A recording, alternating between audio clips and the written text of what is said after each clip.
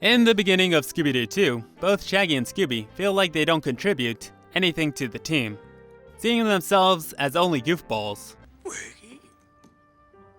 We're screw-ups.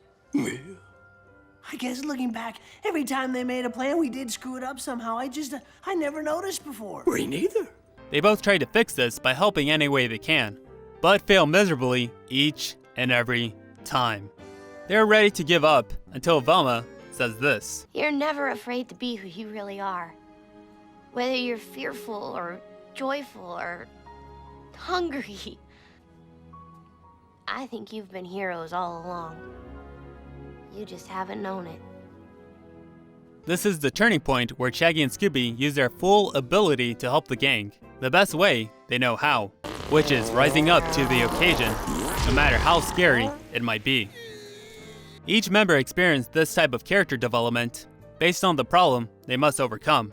Fred has to learn to open up more, Daphne has to break free from her damsel in distress role, and Velma has to tackle her low self-esteem issues. Listen, Patrick. I'm not glamorous or mysterious. But one thing that's true is that I like you. The movie is all about taking our beloved characters and giving them more layers than a Scooby-Doo sandwich. It also pays homage to the original source material by having classic Scooby-Doo set pieces and monsters from the TV show, making the overall package one of the best cartoon to live-action films to date. It's all about teamwork, the supernatural, and hijinks, which are the key ingredients that should be in the heart of any Scooby-Doo product. Sadly for us, the movie didn't make the money that Warner Brothers wanted, so they had to put Scooby down, making this the last time we see this mangy mutt on the big screen for quite a while.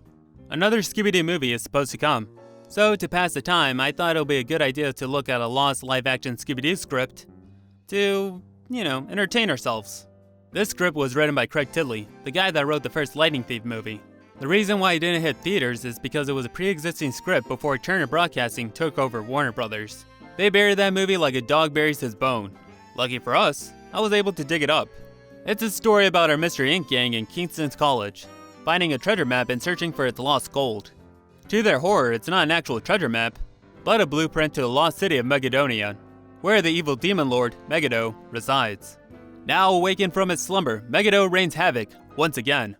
It's now up to the mystery crew to team up and save the world from Armageddon. The movie sounds intense, but it's not. Sure, there are scary moments like the gang visiting a creepy graveyard at one point, but it has humor to counteract it. Take a listen to this scene. The music stops. A murmur sweeps through the crowd, and then suddenly, chains rattle.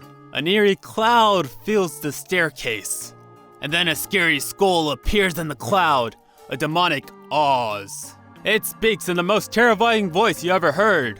Beware all those who enter! Beware! Everyone starts panicking and starts running for the door. The doors are locked, one guy says. Meanwhile, Shaggy and Scooby are shoving food in their backpack. Pizza, chicken wings, hot dogs, you name it. End scene. The whole movie is like this, blending horror and comedy together. There's a ghost that stops at nothing to kill the Mystery Inc. gang. That includes chasing them in biplanes. Just, wow. The film would have been fine if it was just good fun and nothing else. But it also develops our characters. Now, it's pretty basic stuff like Daphne hating Fred for thinking he's your average pretty boy, Velma starting off real geeky and introverted but then learning to loosen up. And for Shaggy and Scooby, you have a candy problem. No, I'm not talking about the candy that gives you cavities. I'm talking about Candy, the character.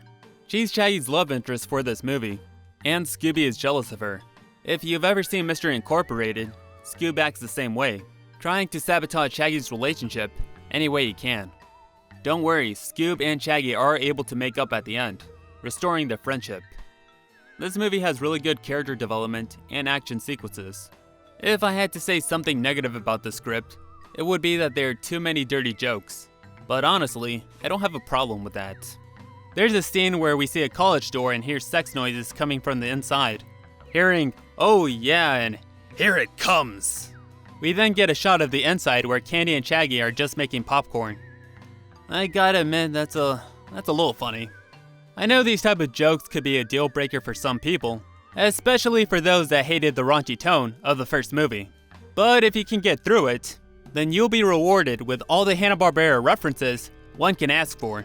We're talking about Josie and the Pussycats, Speed Buggy, George Jetson, Casey Kasem, who was the original voice actor of Shaggy, a pup named Scooby-Doo, the Clue Club, Hong Kong Phooey, and my personal favorite, a cameo from Joseph Barbera and William Hanna. This movie was supposed to come out in the 90s, so having them show up here was a possibility. And I think that would have been pretty awesome to see. I mean, can you imagine if this movie was popular? They could have had Hanna-Barbera cameos in other future films, kind of like Stan Lee with Marvel. Not a bad idea. Another not so bad idea would be taking some of the product placement out of the film. Not gonna lie, some of them can be a bit intrusive. Take this scene for example. Velma tosses the cookies. They fly gracefully through the air in slow motion. Scooby leaps into the air, swallows the Scooby snacks. He lands on his hind feet, grabs a basketball and dribbles it down the court. He leaps, spins, and slam dunks the ball. Buzzers sounds, light flash, confetti falls. The overhead scoreboard flashes a message. Just do it. Before I wrap things up, I'll briefly mention James Gunn's original script for the first Scooby-Doo movie. The main thing that were different were darker jokes, Shaggy being a pothead, and Velma and Daphne being lesbians. Taking these things out of the film wasn't necessary. But I guess Warner Brothers wanted this movie to be somewhat suited for a general audience. There's deleted scenes that give us a glimpse on what this movie could have looked like if they kept it in. And to me, they really don't add or take anything away from the film. It was a dumb cut by bigwigs that thought they could try to package this as a family-friendly film. Of course, no one is looking at the first Scooby-Doo movie and thinking that's for kids. I'll give him a good dose of puppy power! Ta-da! Oh God, he's peeing on me. Anyways, you guys should definitely check out Craig Titley's script if you found anything I said interesting. I have the link down below for your viewing pleasure. I'm really excited to see this new Scooby-Doo movie, and I hope it's as fun as Monster Unleashed. Either way, thank you guys for watching, and I hope you take care.